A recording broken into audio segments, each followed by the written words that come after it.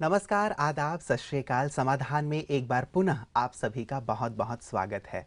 मित्रों, बहुत विस्तार से चर्चा हो रही है व्यक्तित्व विकास की और आपके बहुत सारे मेल्स हमारे पास आए हैं जिनका उत्तर भ्राता जी लगातार हमें दे रहे हैं। हमें आशा ही नहीं बल्कि पूर्ण विश्वास है कि आप इन उत्तरों को पाकर संतुष्ट हो रहे होंगे और जो अभ्यास आपको दिए जा रहे हैं उन अभ्यासों को करके आप अपने व्यक्तित्व को निखार रहे होंगे, उसे उन्नति की ओर ले चल रहे होंगे और महसूस कर रहे होंगे कि सचमुच अंदर जो दबा हुआ भय था, डर था, वो निकल गया है और जो व्यक्तित्व है सचमुच पूरी तरह खिल के सामने आ रहा है। हमारा लक्ष्य भी यही है कि आपका सर्वांगीण व्यक्तित्व विकास हो और आप संसार में ऐसे चमकें जैसे सूर्य चमकता है, ताकि सभी आपकी ओर देखें, सभी आपसे प्रेरणा प्राप्त करें। इसीलिए इस चर्चा को हम आगे बढ़ा रहे हैं और जो शेष रहे हुए प्रश्न थे उन्हें लेकर हम पुनः उपस्थित हुए हैं भ्राता जी के साथ। आइए भ्राता जी का स्वागत करते हैं।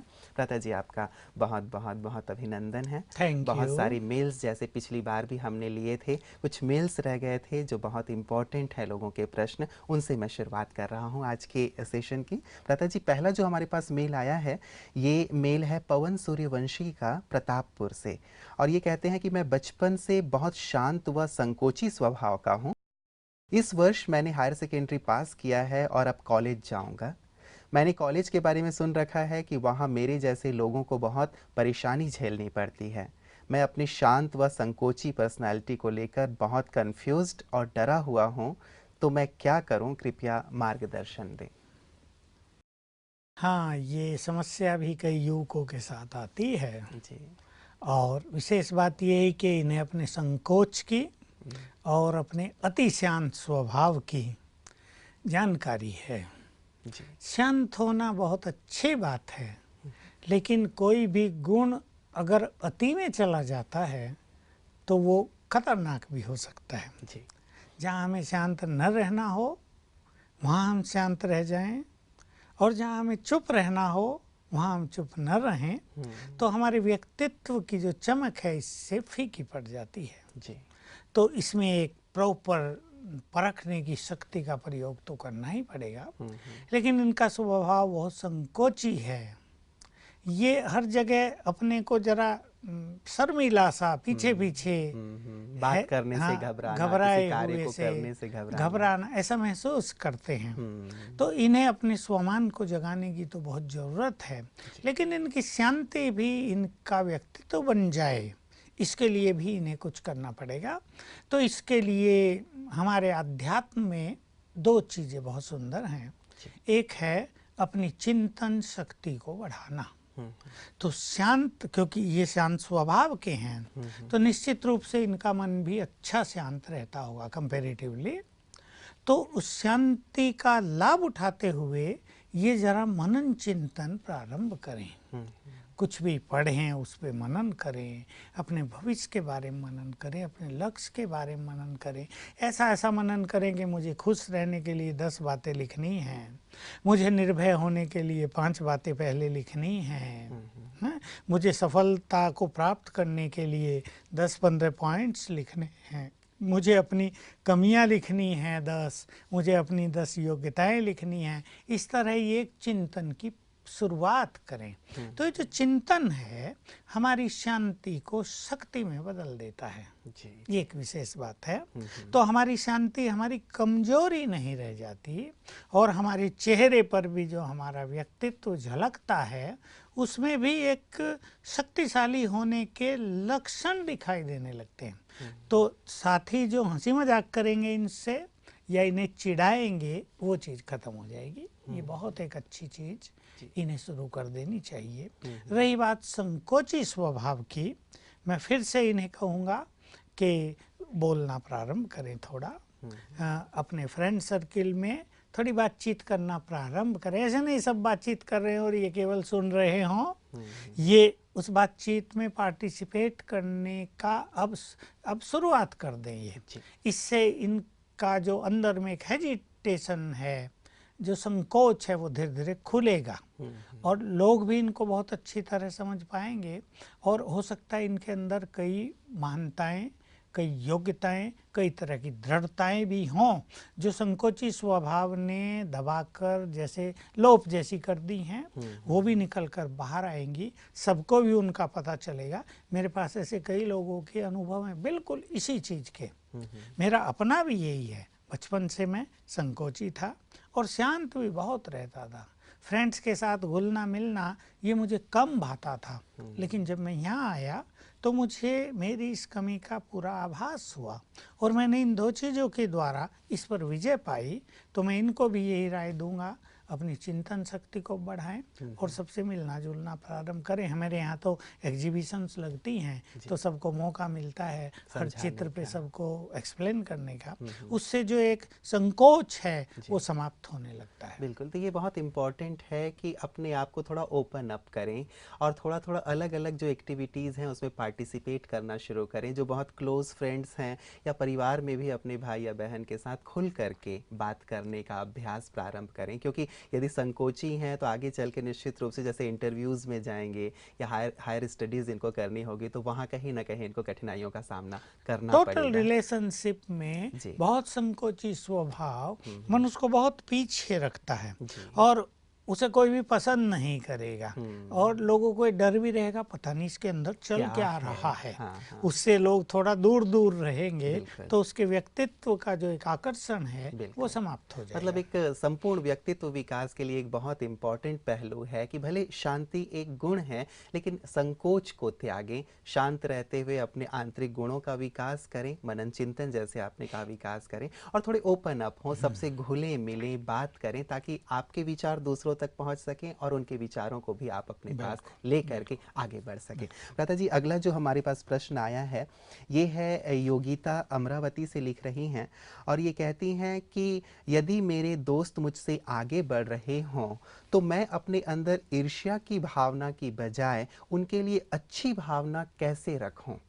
क्योंकि ये एक बहुत बड़ी बात उन्होंने कही है भ्राता जी। आमतौर पे यंगस्टर्स में ये होता है कि यदि साथी आगे बढ़ रहा है तो कहीं ना कहीं मन में ईर्ष्या के भाव आ जाते हैं। ऐसे में शुभ भावना रखना, उनको इनकरेज करना, ये बहुत बड़ी क्वालिटी है। उसमें ये है कि नारी जाति पहले से ही ईर्ष्या का ज़्यादा शिकार हुई है। हाँ, कितनी भी अच्छी हो ना, कितनी भी शुभ चिंतक हो, अपनी बहन ही क्यों ना हो सकी, उसको भी आगे बढ़ते देखेंगे तो उनको ईर्ष्या होने लगेगी, मैं क्यों नहीं। तो इसमें सबसे पहली चीज़ तो मैं ये कहूँगा कि मनुष्य को इस ईर्ष्या का त्याग करना चाहिए और स्वयं अपनी मेहनत से आगे बढ़ना चाहिए। दूसरा आगे बढ़ रहा है उसे ईर्ष्या करके तो हम पीछे हटेंगे, क्योंकि ईर्ष्या भी एक अग्नि है जो हमारी आंतरिक शक्तियों को जलाकर नष्ट करती है। तो ईर्ष्या करने वाला व्यक्ति कभी आगे नहीं बढ़ता है। तो हमें दो चीज़ ध्यान रखनी चाहिए। कॉमन बात मैं कर रहा हूँ कि अगर कोई हमसे ईर्ष्या करता है तो हम उससे बहुत ज़्यादा प्रभावित ना हो जाएं, क्योंकि ईर्ष्या करना ये कॉमन टेंडेंसी है मनुष्य की। इसको हम ज़्यादा तूल ना दें, बिल्कुल लाइटली ले लें। हम किसी से ईर्ष्या ना करें, को अपनी ऐसी मेंटेलिटी बनाएं, कोई आगे बढ़ रहा है उसको अप्रिशिएट करें, उसको धन्यवाद दें और हो सके तो उससे सीख लें, कुछ अच्छी प्रेरणाएं ले लें, उससे बातचीत भी करें। देखिए यहाँ भी वही बात होती हो कि बात नहीं करते, बस उसको आगे बढ़ता देख के जलते भुनते रहते हैं, लेकिन बात करें तो हो सकता है कुछ अच्छे टिप्स हमें मिल जाएं आगे बढ़ने के लिए और हम दोनों मिलकर आगे बढ़ें। तो एक ऐसा समझौता हम कर लें, ऐसे कोऑपरेटिव हो जाएं कि दोनों मिलकर आगे बढ़ें। तो जब दोनों ही आगे बढ़ेंगे तो दोनों को ही बहुत खुशी होगी। तो ऐसी शुभ भावना से अपने मन को भरें। देखिए, जिसके मन में अपने लिए शुभ भावना होती है उसी के मन में दूसरों के लिए भी शुभ भावनाएं होना सहज हो जाता है। तो मुझे भी आगे बढ़ना है, मुझे आगे बढ़ना है। अब मैं सोचूं जब मैं आगे बढ़ रही हूँ तो मुझसे कोई ईर्ष्या करेगा, मेरी लेग पुलिंग करे तो मुझे कैसा लगेगा। तो मैं चाहूँगा कि सभी मेरे लिए अच्छी भावनाएं रखें, मुझे आगे बढ़ने में कोऑपरेट करे हर व्यक्ति। तो यही भावना हम दूसरों के लिए रख लें। कोई हमारे फ्रेंड्स हैं, कोई हमारे सगे संबंधी हैं, साथी हैं, वो आगे बढ़ रहे हैं, वो भी तो ये चाहते होंगे कि हम उन्हें कोऑपरेट करें, हम उन्हें अप्रिशिएट करें, हम उनके लिए अच्छी फीलिंग्स रखें, वाह वाह करें, उन्हें बहुत अच्छा कहें। तो इस बात को जानते हुए हम दूसरों को ये मदद करें, तो दूसरों की एक्चुअली गुड विशेस फिर रिटर्न होकर हमें आएंगी। इससे एक बहुत अच्छी चीज़ ये भी हो जाती है भ्राता जी कि एक अच्छा माहौल बन जाता है, वातावरण अच्छा होता है, संबंधों में बहुत मिठास रहती है। और यदि हम ईर्ष्या ही कर रहे हैं तो खुद तो जल भुन रहे हैं, लेकिन संबंधों में भी एक दूरी बनती चली जाती है और हम सीखने की बजाय पीछे के पीछे ही रह जाते हैं। हम बचपन में सुना करते थे कि यदि चांद सूर्य से ईर्ष्या करने लगे कि मेरे अंदर भी वैसी तपिश हो, या सूर्य चांद से ईर्ष्या करने लगे कि चांद जैसी शीतलता मुझ में हो, तो ये संभव नहीं है, खेल ही बिगड़ जाए। बिल्कुल। और साथ ही ये भी सिखाया जाता था भ्राता जी कि ये रंगमंच है, यहाँ हर एक एक्टर है, हर एक के अलग अलग पार्ट हैं, हर एक अपना अपना रोल कर रहा है, तो आप अपने पार्ट को बेहतर ढंग से करें, ये आपके लिए ज़्यादा अच्छा है बनिस्बत दूसरे के पार्ट से आप ईर्ष्या हमारी करें। दादी प्रकाश मणि जी होती थी, जो अब नहीं है इस संसार में, वो हमेशा कहा करती थी, हमें उनकी ये बात बहुत सुंदर लगती थी, दूसरे आगे बढ़ें मेरा दिल ठरे, ठरे माना ठंडा हो, मुझे बहुत खुशी हो, जैसे दिल शीतल हो गया कि सब आगे बढ़ रहे हैं। और अगर हम अपने फ्रेंड सर्किल में एक ऐसी अच्छी भावना पैदा कर लें कि हम एक विशाल परिवार हैं, संसार को परिवार मानने की बात तो शायद कहने मात्र होती है, वसुधैव कुटुंबकम, लेकिन हमारा जो अपना एक सर्किल है, मान लो 15 लोग हैं, फ्रेंड्स हैं, तो हम एक सुंदर परिवार हैं। और परिवार में जब एक आगे बढ़ता है तो पूरा मानो परिवार ही आगे बढ़ता है ना, पूरे परिवार का नाम होता है। तो हम एक फैमिली फीलिंग्स ले आए अपने संगठन में, और दूसरे जब आगे बढ़े हमारा दिल ठंडा हो, हमें बहुत खुशी हो, ये भी आगे बढ़ रहे, हम भी आगे बढ़ेंगे। बिल्कुल। और ये भी तो होता है भ्राता जी, यदि दूसरा आगे बढ़ रहा है और हम एप्रिसिएट करते हैं, उसे सहयोग करते हैं, तो दूसरा भी फिर हमें एप्रिसिएट करता है, हमें सहयोग देता है, तो केवल वही आगे नहीं बढ़ते, लेकिन हम भी अपने फील्ड में आगे बढ़ते हैं। बिल्कुल। और सत्य तो यही है, जो दूसरे को देखकर जलता है उसे देखकर कोई और जलता है, जो दूसरों का आगे बढ़ता देख रोकता है, उन्हें रोकना चाहता है, उसे भी कोई रोकना चाहेगा।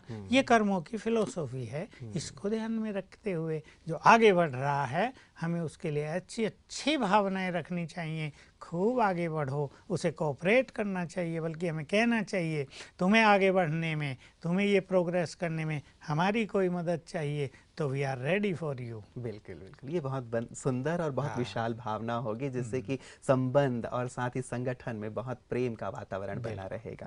भ्राता जी, जो अगला प्रश्न हमारे पास आया है, ये है सूरत से भावेश पटेल जी लिख रहे हैं, और ये कहते हैं कि क्या व्यावहारिक असंतुलन जैसे पागलपन, आक्रोश या हिंसात्मक जो वृत्ति है, उसको ठीक किया जा सकता है?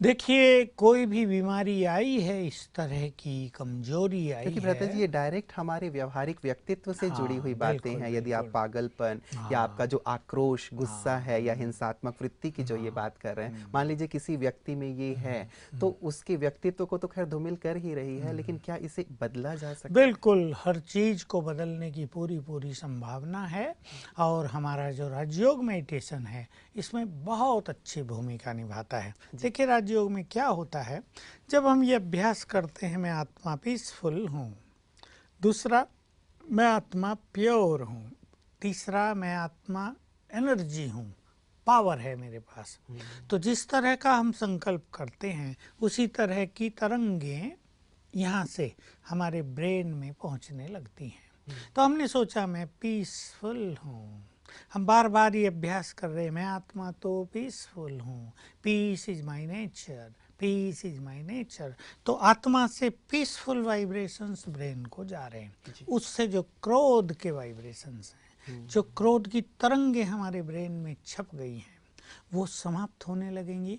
और अभ्यास करते करते हमारा जो ये इमोशनल एक फीलिंग्स होती है बहुत ज़्यादा, जल्दी गुस्से में आ जाना, जी। ये समाप्त होने लगेगी। हम धैर्यचित्त हो जाएंगे, हम शांत स्वभाव के हो जाएंगे। हिंसक भावनाओं की बातें भी ऐसी हैं। हमारे यहाँ आने वाले ऐसे कई युवकों के उदाहरण हैं, कम से कम 100 को तो मैं भी जानता हूँ, जो बहुत हिंसक प्रवृत्ति के थे, जिनको दूसरों को नुकसान करने में ही आनंद आता था, जो दादागिरी करने में ही अपना गर्व महसूस करते थे, बिल्कुल शहर के डॉन बनकर रहते थे और राजयोगी बने तो बिल्कुल जेंटलमैन बन मैंने गए। एक सुना था भ्राता जी कि डाकू बना राजयोगी। ये भी मैंने एक बहुत सुंदर आर्टिकल पढ़ा था और सुना था कि शायद डाकू पंचम सिंह पंचम जी सिंह इस विद्यालय के संपर्क में आए और वो राजयोगी बन गए। बिल्कुल, अब तो वो ऐसे महान व्यक्ति हैं कि उन्हें देखकर कोई कह भी नहीं सकता कि ये भी कोई डाकू रहे होंगे। जी। आयु बहुत बड़ी हो गई। तो देखिए, राजयोग से क्योंकि हमारी प्योरिटी बढ़ती है, फिर जब हम राजयोग में ये प्रैक्टिस करते हैं, I am a pure soul, तो आत्मा से प्योर वाइब्रेशंस ब्रेन को जाते हैं। तो ये प्योरिटी जो वायलेंट वाइब्रेशंस ब्रेन में भरे हुए हैं उसको समाप्त कर देती है। तो चाहे वायलेंस के हों चाहे रिवेंजफुल फीलिंग के हों, वो दोनों चीज़ें इससे समाप्त हो जाती हैं। और तीसरा, जब हम अभ्यास करते हैं I am a powerful soul, तो आत्मा से शक्तियों के वाइब्रेशंस ब्रेन को जाते हैं। और ब्रेन में अगर कोई डेफिशिएंसी हो गई है, पागलपन जिसे कह रहे, कुछ चीज़ें ब्लॉक हो गई हैं, कोई निगेटिव एनर्जी वहाँ अपना अधिकार जमा चुकी है, जिसको कोई भी जान नहीं पाता संसार में, मेडिकल साइंस भी जान नहीं पाती है, तो इन वाइब्रेशन से वो समाप्त होकर हमारा ब्रेन परफेक्टली काम करने लगता है। तो पागलपन भी खत्म होता है, वायलेंस नेचर भी समाप्त होती है, और क्रोध की जो इमोशनल फीलिंग्स हैं ये भी समाप्त होती है। भ्राता जी, अगला प्रश्न भी इसी से जुड़ा हुआ ही आ रहा है। ये जो प्रश्न है अजमेर से एजाज अहमद जी लिख रहे हैं और ये पूछते हैं कि क्या आपके यहाँ जो राजयोग मेडिटेशन सिखाया जाता है उससे व्यक्तित्व का सर्वांगीण विकास संभव है? बिल्कुल, यही चर्चा तो हम करते आ रहे हैं। जी। देखिए, राजयोग एक ऐसी विद्या है जिससे मनुष्य के ब्रेन का बहुत अच्छी तरह विकास होता है।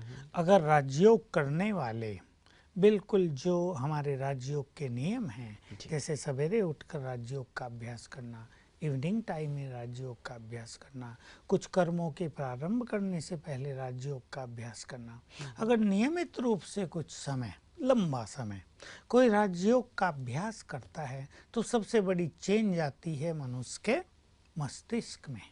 उसके ब्रेन में कई तरह की दिव्यताएं जागृत हो जाती हैं, क्योंकि ब्रेन एक ऐसी चीज़ है जो भंडार है, इसमें अनंत ज्ञान भी है और इसमें अनंत शक्तियां भरी हुई हैं। वो दबी रहती हैं, वो डोरमेंट फॉर्म में रहती हैं, लोगों ने उसे कह दिया वो अनकॉन्शियस माइंड में पड़ी रहती हैं, तो वो सब एक्टिव हो जाती हैं। तो ज्ञान का प्रकाश चेहरे से फिर दिखाई देने लगता है। दूसरे को देखकर लगता है ये कोई बहुत ही अच्छा विद्वान व्यक्ति है, ये कोई बहुत ही पढ़ा लिखा व्यक्ति है। हमारे यहाँ आने वाले तो मामूली पढ़े हुए लोगों को ऐसा लगता है ये बहुत पढ़े लिखे हैं, क्योंकि उनका पूरा ज्ञान जो है इमर्ज हो गया है।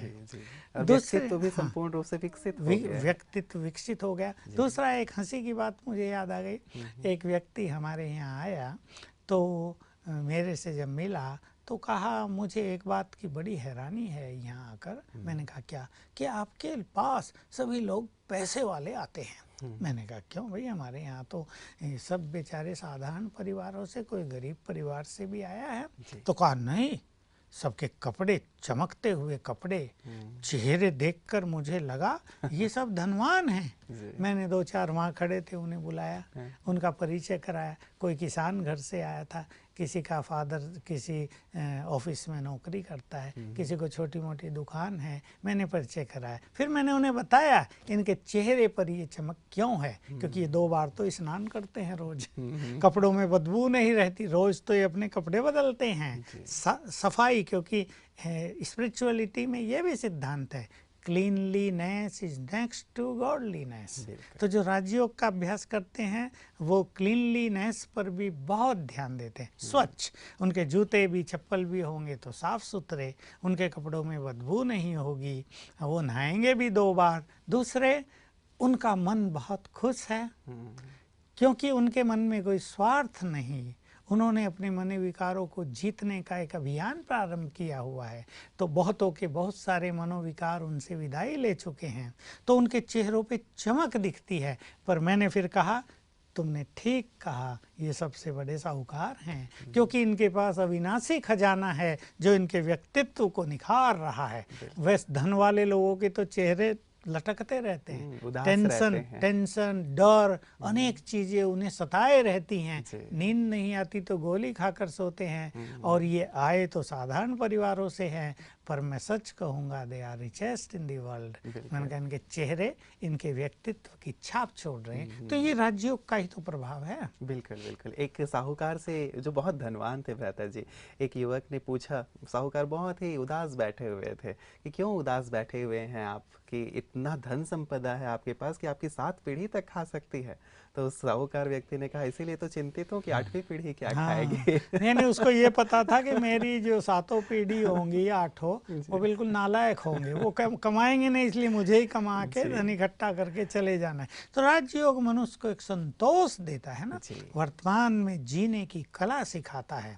इससे सभी के जीवन में बहुत अच्छा सुख आ जाता है। तो भ्राता जी, शायद ये उत्तर भी है, कल शायद हमने एक प्रश्न पे चर्चा की थी, हमारी एक बहन ने पूछा था कि कोई एक ऐसी की पॉइंट बताएं जिससे कि हमारा सर्वांगीण व्यक्तित्व विकास हो। तो शायद राजयोग एक की पॉइंट है जिससे हमारा सर्वांगीण व्यक्तित्व विकास हो रहा है। होता क्या है, मेरे पास तो हजारों युवकों के अनुभव हैं, हजार क्या लाख के होंगे, जिनको हमने देखा कि राजयोग का अभ्यास हुआ, उनकी प्योरिटी बढ़ी, उनके व्यसन छूटे, उनके विचारों में महानता आ गई राजयोग के द्वारा। उनका व्यवहार पहले क्रोधी था, घर में बात बात पर वो लड़ाई करते रहते थे, माँ से झगड़ा, कभी भाई बहनों से झगड़ा, उनको भी ईर्ष्या द्वेष रहती थी। अब वो बिल्कुल खुश हो गए, शांत हो गए, सब उनसे खुश, वो सबसे खुश। तो उनके व्यक्तित्व की एक अमिट छाप पूरे परिवार पर, पूरे समाज पर पड़ने लगी। तो ये सत्य है कि राजयोग वो की चीज है, की पॉइंट है, जिसके आधार से हर तरह के व्यक्तित्व का संपूर्ण विकास हो जाता है। भ्राता जी, मैं अगला प्रश्न ले रहा हूँ, ये हैं जबलपुर से आरपी अग्रवाल जी, और ये कहते हैं कि मैं रिटायर्ड प्रोफेसर हूँ और आपका प्रोग्राम समाधान प्रतिदिन देखता हूँ। यह प्रोग्राम न केवल विद्यार्थी और युवाओं के लिए वरन सभी के लिए बहुत शिक्षाप्रद व उपयोगी है। मेरी एक गुजारिश है कि आप इस कार्यक्रम में समाज के सभी वर्ग के लोगों की समस्याओं को शामिल करें, ताकि ये कार्यक्रम विद्यार्थियों और युवाओं तक सीमित न रहकर समाज के सभी वर्गों का प्रोग्राम बन जाए। और मैं तो देख रहा हूँ कि समाज के सभी वर्ग बहुत सारी समस्याओं से जूझ रहे हैं। बिल्कुल। देखिए, घर में एक माता है, गृहिणी है, उसके जीवन अगर समस्याओं से भरा होगा तो उसका इफेक्ट बच्चों पर आएगा। बिल्कुल। तो उनके युवक भी दबे दबे रहेंगे। माँ सारा दिन गुस्सा करती रहे तो घर में खुशी का माहौल नहीं रहेगा। माँ सारा दिन टेंशन में रहे, बाप को कोई व्यसन लगा हुआ हो, जैसे बहुत केसेज हैं, वो व्यसनों में मस्त हैं, बच्चों की पढ़ाई के लिए भी पैसा नहीं देते, केयर ही नहीं करते, तो उनका पूरा परिवार बिखर जाता है। हमारा लक्ष्य ये है कि घर घर मंदिर बन जाए, ताकि भारत एक चेतन मंदिर बने। इसमें जो ये पत्थरों के मूर्तियां सजाकर हम मंदिर बना रहे हैं, धर्म को एक भावना देने के लिए, इसकी भी जरूरत ना पड़े। हमारा देश, संपूर्ण देश ही एक चेतन मंदिर बन जाए, और उसके लिए घर घर को मंदिर बनाना आवश्यक है। तो हम आने वाले प्रोग्राम्स में हर व्यक्ति की समस्या लेंगे। हमारे अध्यात्म की शक्ति के द्वारा कई रोगों से भी निजात पाई जा सकती है। इसके द्वारा बड़ी से बड़ी समस्याओं को हल किया जा सकता है। इसके द्वारा लंबे काल से चले आ रहे कोर्ट केसेज को जल्दी ही निपटाया जा सकता है। इसके द्वारा घरों में जो भिन्न भिन्न समस्याएं पैदा हो रही हैं, आज पति पत्नी के बीच डाइवोर्स की नौबत आ जाती है, या बच्चे माँ बाप की आज्ञा नहीं मानते, या और किसी तरह का टेंशन रिलेशनशिप्स में चल रहा है, उसका सबका समाधान आध्यात्म के द्वारा होता है। सभी के प्रश्न आए हैं और उनको हम निश्चित रूप से अग्रवाल जी ने जैसा कहा है अपने आगे के एपिसोड्स में रखेंगे ताकि सभी के लिए समाधान प्राप्त हो। और ये प्रोग्राम ही समाधान है, तो केवल विद्यार्थी और युवाओं की समस्या नहीं है, लेकिन जितने भी समाज के वर्ग हैं उन सभी की समस्याओं का हम हमेशा स्वागत ही करते हैं और उन्हें हम शामिल भी करेंगे। बिल्कुल, हमारा तो लक्ष्य ये हर मनुष्य का जीवन समस्याओं से मुक्त हो जाए। मेरे पास तो बहुत सारी समस्याएं लोगों की एकाग्रता नष्ट होने की आती हैं। इसमें छोटों की नहीं, बड़ों की भी, कि बड़े लोग अपने बिजनेस में एकाग्र नहीं कर पा रहे हैं, सर्विस करने वाले अपने अकाउंट में एकाग्र नहीं कर पा रहे हैं, माताएं गृहिणी जो हैं घर के छोटे छोटे कामों में एकाग्र नहीं, काम कुछ कर रही हैं सोच कुछ और रही हैं। तो ये सब जो समस्याएं आज विकराल रूप लेती जा रही हैं, जिससे मनुष्य बुद्धिमान प्राणी होते हुए भी अपने जीवन को एंजॉय नहीं कर पा रहा। उसके पास धन भी बहुत है, उसके पास डिग्रियां बहुत हैं, उसका परिवार भी कहीं कहीं अच्छा रहता है, लेकिन जैसे मनुष्य कुछ खोया खोया सा है, उसे लगता है कि कुछ मिस हो रहा है। तो सभी का जीवन बिल्कुल समस्याओं से मुक्त हो। तो मेरा तो युवकों के प्रति ये संदेश है कि सभी अपने व्यक्तित्व में एक अलौकिक आकर्षण भरें, अपने चेहरों को ऐसा बनाएं जो खुशी से सदा झलकते रहें, अपने मन में आत्मसंतोष की भावना बढ़ाएं, प्योरिटी को बहुत ज़्यादा बढ़ाएं, ताकि शारीरिक व्यक्तित्व भी प्योरिटी की दिव्यता से चमक उठे। तो मेरी तो ऐसी भावना है कि हमारे देश के करोड़ों युवक एक अलौकिक आध्यात्मिक व्यक्तित्व के धनी बन जाएं, जिन्हें देखकर सारा संसार आकर्षित हो कि अगर सच्चे युवक तुम्हें देखने हो तो भारत में जाकर देखो, जिनका मन सेवा भाव से भरा हुआ है, जिनका जीवन निस्वार्थ भावना से परिपूर्ण है, जिनके चेहरों पर अलौकिक चमक है। बस यही मेरा सबको संदेश है कि सभी युवक ऐसे महान बने और अपने महान जीवन से, अपने महान व्यक्तित्व से इस भारत को पुनः महान बनाएं। बहुत बहुत धन्यवाद भ्राता जी, आपने बहुत सुंदर संदेश दिया हमारे युवाओं को। निश्चित रूप से वो अपने व्यक्तित्व को ऐसे ही गरिमामय और महान बनाएंगे। आपका बहुत बहुत बहुत धन्यवाद।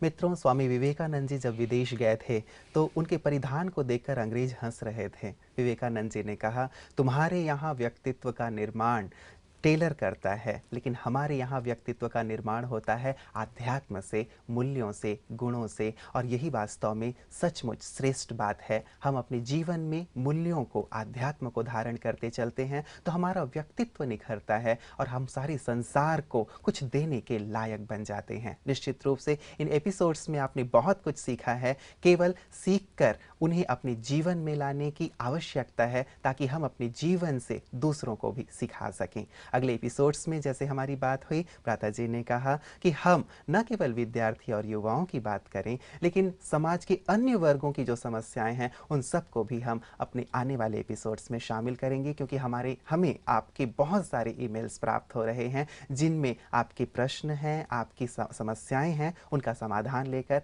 हम आगे जरूर आपकी सेवा में उपस्थित होंगे। आज के लिए इतना ही, दीजिए इजाज़त। नमस्कार।